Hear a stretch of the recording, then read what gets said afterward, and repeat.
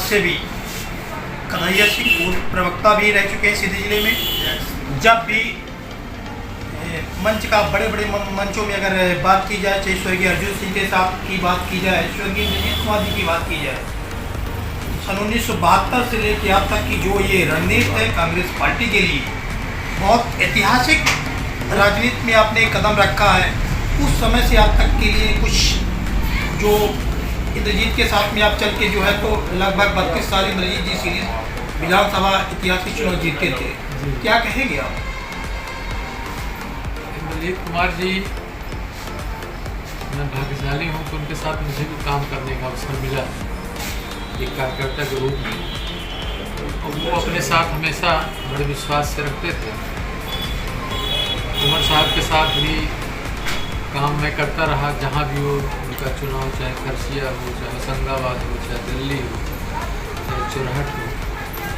जैसा आपने कहा कि मुझे उनके मंचों का संचालन करने का भी अवसर एक नहीं कम से कम 25 बार मंच का मैंने संचालन किया। इंद्रजीत कुमार तो छोटे भाई का सम्मान मुझे देते थे और बराबर अपने साथ रखते थे। जरूरत पड़ने पर मेरा भी थोड़ा वो मेरी सलाह को मानते थे, तो मुझे बड़ा अच्छा लगता था। जिस तरह से स्वर्गीय इंद्रजीत जब भी सीधे दौरे में आते थे, जब अपने निवास में पहुंचते थे, जनता दरबार भी किया करते थे। कभी ये सप्ताह में बुधवार का भी दिन उनका एक निश्चित समय था कि हम इतने समय में सीधी की जनता से मुलाकात करेंगे और समस्या, चाहे जो भी क्षेत्रीय समस्या हो, उनकी समस्या के साथ आपको लेकर क्षेत्र में जो दौरा करते थे, तो क्या किस तरह वो जनता से मिलते थे? हाँ, हमेशा ऐसा अवसर आता था कि मुझे भी अपने साथ ले चलते थे और क्षेत्र में अंतिम छोर का जो व्यक्ति खड़ा होता था, गरीब से गरीब व्यक्ति, उसकी मदद करने के लिए सबसे पहले आगे खड़े होते थे। उनकी राजनीति में मैंने एक चीज़ का बड़ा सामंजस्य देखा, कभी किसी को भी उन्होंने अपने से अलग नहीं होने दिया। वो चाहे सामान्य हो, चाहे हरिजन हो, चाहे आदिवासी हो, चाहे पिछड़े हों, चाहे गरीब हों, चाहे अमीर हो, चाहे ब्राह्मण हो, चाहे ठाकुर हो, सबको अपने साथ वो लेके चलते थे। ये सबसे बड़ी विशेषता थी उनकी और इसकी सबसे बड़ी कमी महसूस होने लगी है। जिस तरह से स्वर्गीय अर्जुन सिंह जब ये चाहे वो कांग्रेस पार्टी छोड़ के दूसरी पार्टी में, तिवारी कांग्रेस पार्टी में शामिल हुए, उस वक्त भी जो है तो उन्होंने स्वर्गीय इंद्रजीत कुमार जी उनका सहयोग किए। पार्टी छोड़े या नहीं छोड़ी, तो आप नहीं, इंद्रजीत कुमार जी कुमार साहब के साथ हमेशा बने रहे।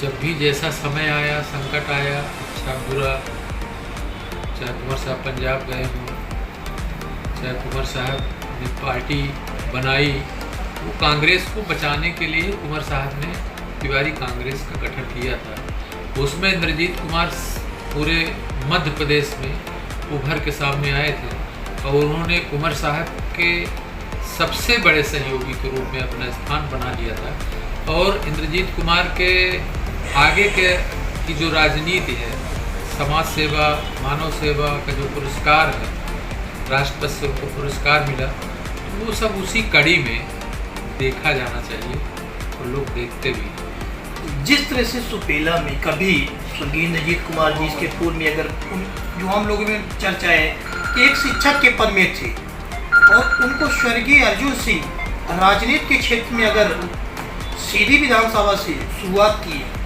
तो उस समय का उनका कार्य क्षेत्र, जो उस समय का यहाँ का जो विकास सोच, कुमार साहब चुनाव लड़े सीधी विधानसभा से, तो अब इंद्रजीत कुमार जी सरपंच थे सुपेला। इंद्रजीत कुमार जी ने जो बताया था मुझे किस्सा, वो मैं आपको बता रहा हूँ। कुमार साहब फार्म भरे 1972 में सीधी विधानसभा चुनाव लड़ने के लिए, और इंद्रजीत कुमार को भी 150-200 लोग मिल करके फार्म भरने के लिए प्रेरित करें कि आप सीधी विधानसभा से चुनाव लड़िए। इंद्रजीत कुमार जी ने भी पर्चा भर दिया 150-200 लोगों को यहाँ ला करके। सर्किट हाउस सीधी में कुमार अर्जुन सिंह जी ने इंद्रजीत कुमार जी को बुलवाया और उनसे ये कहा कि इंद्रजीत मेरे की तू चुनाव न लड़ा, चुनाव हमका लड़ ले जाए, आगे बेर की फिर देखा तूने की। तो इंद्रजीत कुमार जी ने हमसे बताया था उस समय जब मैंने पूछा था कि कैसी ये बात हुई थी, कैसी घटना, तो उन्होंने कहा कि जब फार्म तो सब लोगों ने हमारा भरवा दिया, हम सरपंच थे, अब जब कुंवर साहब चुनाव लड़ गए तो सब लोग हमसे कन्नी काट लिए, सब लोग भागने लगे। तो मैंने उनका सम्मान किया, कुंवर अर्जुन सिंह जी का, उनके कहने पर हमने पर्चा वापस कर लिया। और फिर जब अगला चुनाव आया तो उसमें मेरा नाम सीधी विधानसभा से कुंवर साहब ने टिकट देकर प्रस्तावित किया, मुझे सम्मान मिला। तो आज मैं बराबर काम कर रहा हूँ उनके साथ। अंतिम समय जो सीधी विधानसभा में है, कितने वर्ष तक वो यहाँ से जनप्रतिनिधि विधायक के रूप में चुने गए, कौन से समय तक? अब सब 7 बार वो यहाँ से चुनाव जीते लगातार। अंतिम जो चुनाव उनका हुआ था वो सिहावल से हुआ था, उनके गृह क्षेत्र से, जिसमें सिहावल की जनता ने उनको चुनाव हरा दिया था।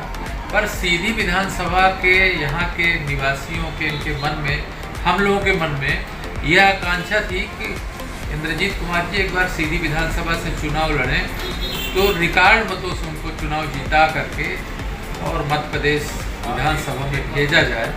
ऐसी यहाँ के जो हमारे सीधी विधानसभा के रहवासी हैं, गरीब, हरिजन, आदिवासी, सबको ये पीड़ा बनी रही। अंत तक इंद्रजीत कुमार के सम्मान में सब खड़े रहे, पर फिर उसके बाद वो चुनाव नहीं लड़े। तो जिस तरह से उन्होंने जब से सीधी विधानसभा छोड़े और सिहावल गए, तो लगातार कांग्रेस पार्टी सीधी से बराबर जो हार पराजय होती जा रही है। अब तक जो है तो भाजपा के यहाँ विधायक भी बनेंगे, चाहे बात की जाए पंडित केदारनाथ शुक्ला, तो क्या वजह है कि कांग्रेस पार्टी सीधी विधानसभा से चुनाव नहीं जीत पा रही है? क्या आपसे कोई बाजी है कि उस तरह के प्रत्याशी नहीं मिल पा रहे हैं? अब देखिए, प्रत्याशी नेता तो बनाने से भी बनते हैं। नेता अगर बनाया जाए, आजमाया जाए, आज ज़रूरत है नए लड़कों की, नए लड़कों में से टिकट दिया जाए, उनको सपोर्ट किया जाए, उनको नेता बनने का अवसर मिले, तो केदार पंडित जी को भी चुनाव हराया जा सकता है।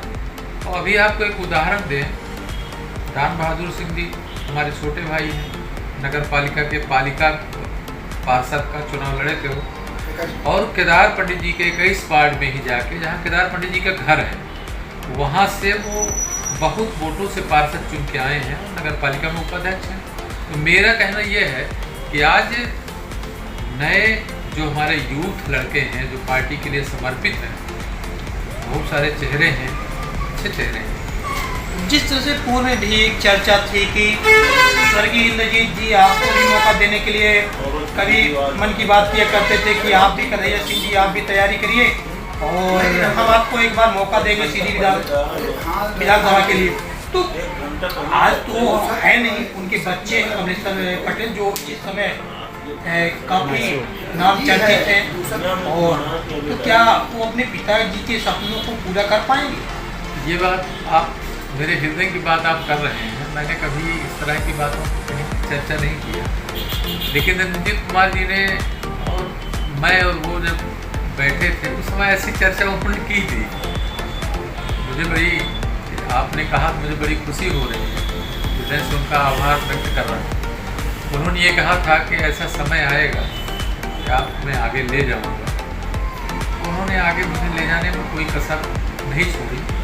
तो आज खुशी है पूरे सीधी जिला में, विभिन्न क्षेत्र में, उनके लड़के कमलेश्वर पटेल जो अभी राष्ट्रीय कार्यकारिणी बनी, उसमें उनका नाम आया। पहली बार हम लोगों ने तब सुना था जब अर्जुन सिंह साहब चुनाव लड़के उस कार्यकारिणी में सबसे ज़्यादा वोट लेके पहुँचे थे। तो कमलेश्वर पटेल को देखा गया होगा जब छत्तीसगढ़ का प्रभारी बनाया गया था, और छत्तीसगढ़ का प्रभारी बनने के बाद कमलेश्वर पटेल ने भूपेश सिंह बघेल को मुख्यमंत्री बना दिया। फिर अभी भारत यात्रा के समय देखा गया कश्मीर में उनकी ड्यूटी लगाई गई कमलेश्वर पटेल की, और ड्यूटी लगने के बाद वहाँ जाके कमलेश्वर पटेल ने एक ऐसा अपना स्थान बनाया और कश्मीर में वो अपनी सभा को सफल करने में भारत जोड़ो आंदोलन की जो सभा थी उसको राष्ट्रीय क्षितिज में उन्होंने चमकाया, दिखाया और बड़े सुरक्षित उससे सबको बचा के वहाँ से लाए। उस तरह से जिस तरह से कुंवर साहब ने राज्यपाल जब थे तो पंजाब को बचाया था, समझौता कराया था, उसी तरह कल कमलेश्वर पटेल ने भी अपनी प्रतिभा का परिचय दिया है। और कमलेश्वर पटेल आने वाले भविष्य में इस विंध्य क्षेत्र की बहुत बड़ी संभावना है। और मैं तो आज कह रहा हूँ, मेरी अपनी अंतरात्मा की आवाज़ से कह रहा हूँ कि कमलेश्वर पटेल एक दिन मध्य प्रदेश के मुख्यमंत्री बनेंगे। तो निश्चित ही जिससे आपने खबर पक्ष में जो आपने बात रखी है वो एक सराहनीय पहल है। इस समय पूरे मध्य प्रदेश में जो ये पटवारी संघ जो है पूरे कलम बंद करके हड़ताल कर दिए हैं। एक तरफ जो है तो सूखा ग्रसित वर्षा नहीं हो रही, किसान परेशान है, और राजस्व का मामला अगर गांव से जुड़ा होता है, किसान से जुड़े होते हैं, आम लोगों से जुड़े होते हैं, पटवारी अगर काम बंद कर देंगे तो काफ़ी प्रशासनिक व्यवस्थाएं भी बंद हो सकती है। अब देखिए, भारतीय जनता पार्टी का अंतिम समय में सभी संभावनाएं अपने आप बंद हो जाती हैं। कुछ ईश्वर के भी तरफ से शिवराज सिंह जी जिस तरह का खेल खेल रहे हैं पूरे मध्य प्रदेश में, तो हर बुद्धिजीवी से लेकर हर व्यक्ति ये समझता है कि क्या कर रहे हैं। आज 1 महीना का चुनाव है तो गैस सिलेंडर दे रहे हैं 450 में 1 महीना के लिए, महिलाओं को पैसा दे रहे हैं और सारी योजनाओं की लालच दे रहे हैं। आज सीधी दौड़ रहे हैं तमाम मेडिकल कॉलेज, ये वो लॉ कॉलेज। आज से अगर 15 साल पहले या 10 साल पहले या 5 साल पहले ये सारी बातें हो गई होती, आज वो जो कहते हैं शिवराज सिंह जी, तो ऐसा लगता है कि वो झूठ बोलते हैं। आज केदार पंडित जी विधायक हैं लगातार, अभी मंत्रिमंडल का गठन हुआ। मंत्रिमंडल का गठन जो है दिखावे के लिए हुआ है, लेकिन सीधी में तो मंत्री कभी बना नहीं बीजेपी का। जब कांग्रेस की सरकार बनती है तो उसमें मंत्री जरूर बनते हैं, 1 नहीं 2 मंत्री एक साथ बनते हैं। तो निश्चित ही जिस तरह से कन्हैया सिंह जी परिचय करवा दें, कन्हैया सिंह जी है और पूर्व के जो सीधी जिले के प्रवक्ता भी रह चुके कांग्रेस पार्टी से, और वरिष्ठ समाज सेवी है, जो अगर पहचान में काफ़ी ये नहीं है कि कहीं कमज़ोर है। आपकी पत्नी जनपद अध्यक्ष भी रह चुकी है मीना सिंह जी, और जब भी इंद्रजीत कुमार जी शिक्षा मंत्री से लेके अंतिम समय तक अगर सीधी जिले में कहीं दौरा करते थे तो कन्हैया सिंह से रूबरू होते थे, कन्हैया सिंह जी से मिलकर चर्चाएं भी किया करते थे। तो निश्चित ही जिस तरह से उनका सपना था कि हम आपको एक बार मौका देंगे, तो उस समय का उनका जो सपना था कि हम सीधी में आपको मौका देंगे, उनके पुत्र कमलेश्वर पटेल क्या मौका दे पाएंगे या नहीं दे पाएंगे, क्या विधानसभा के प्रत्याशी चुनाव में उनको मौका मिलेगा या नहीं मिलेगा, इस वक्त में हम बता पाएंगे। लेकिन सबसे बड़ी बात यह है कि कमलेश्वर पटेल को मुख्यमंत्री पद के रूप में देखना चाहते हैं कन्हैया सिंह ने, जिस तरह से उन्होंने अपनी बात रखी है। खबर पक्ष में बने रहे, देखते रहे। नमस्कार।